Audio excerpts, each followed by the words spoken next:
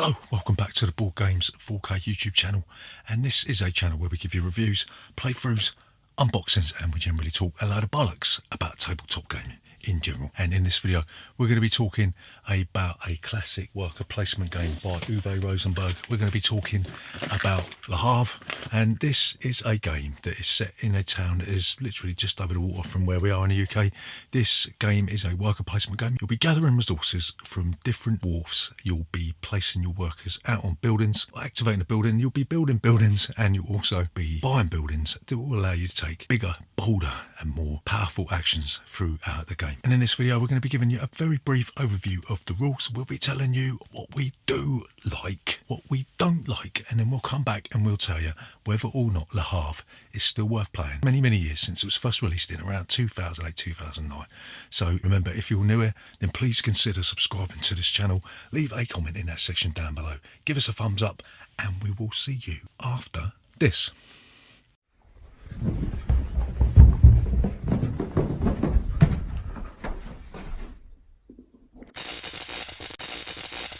Board Games 4K. So, Le Havre.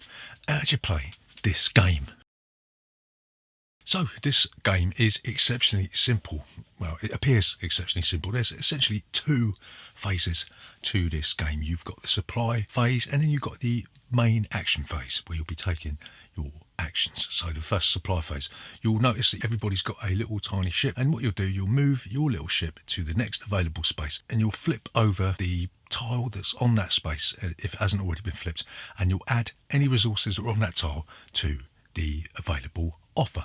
Right, so the next phase is the main action phase, and here you've got two different options. You can either gather up all of the resources from one of the available offers and put it in your own personal supply, or you can enter a building by placing your worker on that building, and you'll take the action associated with that building. Right, a couple of things: you have to enter a building that is unoccupied, and if you're entering a building that is owned by somebody else, then you will have to pay a cost, if there is one on the card, to the person that owns the building. So once you've taken those two mandatory actions, then you will be able to take a voluntary action. So the two voluntary actions that you can do is you can buy and sell buildings, right? So if you want to buy a building, you can either take it from the main offer, or you can take it from the town, and you'll pay the cost that's on the card, and you'll put it base up in your tableau. If you want to sell a building, what you'll do, you'll dump off any workers that are on that card, and then you will put it back into the town where it's available for purchase again by someone else, and you'll get half the value of that building back in cash. So another thing you can do at any time is you can take out a loan.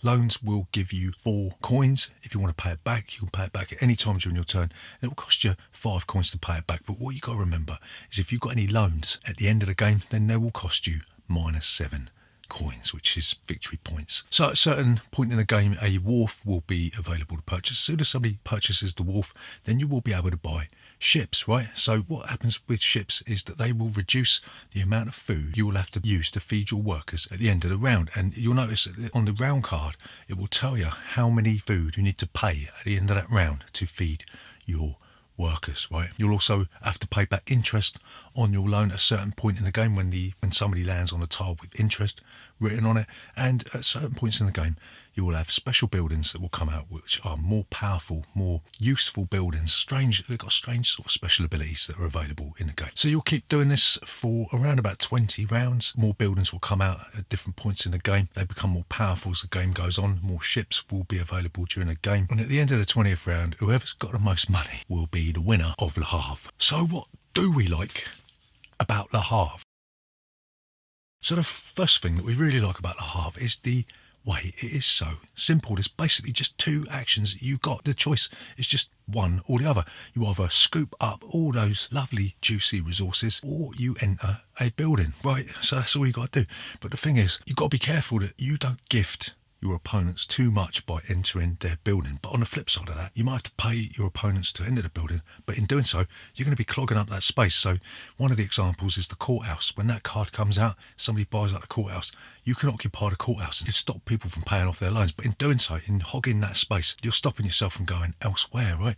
So even though the choice is very small, you've only got this or that to do, but the options that have come from that are absolutely amazing, because the amount of buildings, which is our next point, the amount of buildings is absolutely enormous. So the second thing that we like about Le Havre is the massive variety of buildings that come out. And you might think, well, you know, if nobody's buying the buildings, what are you going to do? They're not going to come out. But what happens is, at certain points during the game, on the round card, it tells you that you can add the lowest cost building from the supply to the town. So even though nobody's bought it, these buildings still become available. So that's a really, really good thing. It's not like, say, Lords of Waterdeep, where they just sit there doing nothing. These buildings sort of expire in a sense, and they become available no matter what. So the third thing that we really like about Le Havre is the way that the turns come round real quick, because there's not many decisions to be made. You don't have that sort of sense where people are sat there thinking about what they want to do. Turns come round real quick. You either just thinking, well, I'll scoop up the fish, or I'm going to do that. And while everyone else is taking their turn, you've already thought about what you're going to do next. So turn sequence moves fast, the game moves even quicker, and some people criticise this game for being a bit too long. It depends how many players you play on it with, but turns do move real quick. So the final thing that we like about Le Havre, that it's structured really, really well. And one of the things in setup is when you're setting up the building decks, you've got 3 different sets of buildings. You're going to be dealing out cards randomly to 3 stacks, and then you'll be sorting the stacks in terms of numbers. So Uwe Rosenberg has thought this through really well, because the buildings with lower numbers are obviously not as powerful as the ones with higher numbers, but they will all come out at certain points. They're going to be ordered from low to high no matter what, and that's absolutely fantastic. So what do we like about Le Havre? So the first thing that we like, and I suppose we are sort of contradicting ourselves in a strange sort of way, because to us it feels like there's too many buildings available. And like we said, it all depends how many players you're playing it with. With 3 players, it's not so bad, but when you're playing it with 5, there's a crazy amount of buildings floating about. People have got, say, 3 or 4 buildings, and that means that you might have 15 buildings to choose from. So it's just absolutely insane. You've only got 1 worker, so you're thinking, well, I really want to go there, I want to go there, I want to go there. And trying to sort of look over and think, well, what does that building say? Well, what does that say? I can't really read that. What does that... And it's an absolute nightmare. So if you're playing it with less than 5 players, maybe 3 players is probably the sweet spot for this. But there's too many buildings at higher player counts. So the second thing that we don't like about Le Havre isn't isolated to this game as such, because it is a problem with other games where you've got a lot of text or a lot of icons on the card. Is that a lot of these buildings are very, very unclear as to what they mean. And okay, you've got a reference guide in the back of the rule book, which you might have to refer to, but when you pass it around the rule book, and you might forget what all these cards mean and what they do, and you're constantly flipping around. Everyone wants to grab hold of that rule book. There are summaries that are available on places like Boardgame Geek, but the text is uber small, so it's a real nightmare to try and remember what all these buildings do unless you've sort of played this game 6,000 times. So the third thing that we don't like about Le Havre is something that we've sort of already touched upon, is the fact that it doesn't really work with 5 players. And for us, that's a bit of a pain in the bum, because more often than not, we do have 5 or maybe 4 players at our games night. So this game works best with 3 players, and I don't think it's going to be very possible very often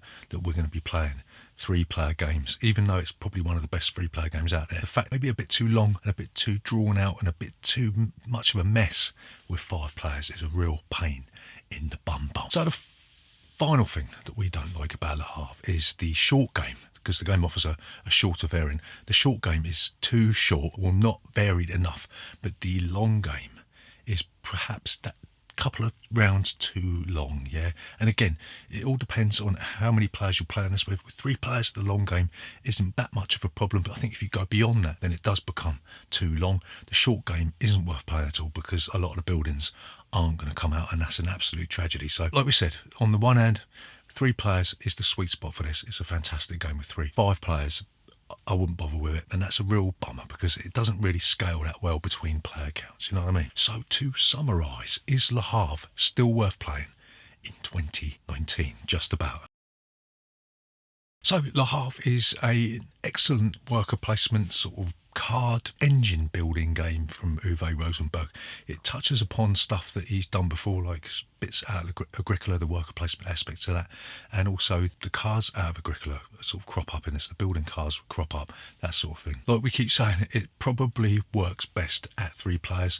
doesn't work that well with 5. There's a good variety of buildings in this game, which is part of its charm, part of its allure for us. You know, the fact that you know what's going to come out, but you don't know what order is going to come out. You don't know what people are going to be tempted to buy, what's going to be available. Further to that, it does become a bit of an unmanageable mess when there's too many buildings available. So the variety is good. The fact that the variety becomes unmanageable in certain circumstances is a bit of a downer, you know. So we're going to give this 2 ratings. We're going to give it 5 stars for a 3-player game, because it is probably one of the best, if not the best, 3-player game that you can get. But at 4 and 5 players, we're going to give it maybe like 4 stars for 4 players, 3 stars for 5 players, because the more people that are involved, the more of a mess it becomes, the more an unmanageable puzzle, a bit of a labyrinth of options that become available that you're not going to use all the time. So like it's like we say, it's better as a 3-player game, right? So there you go, that's Le Havre. Remember, if you're new here, then please consider subscribing to this channel.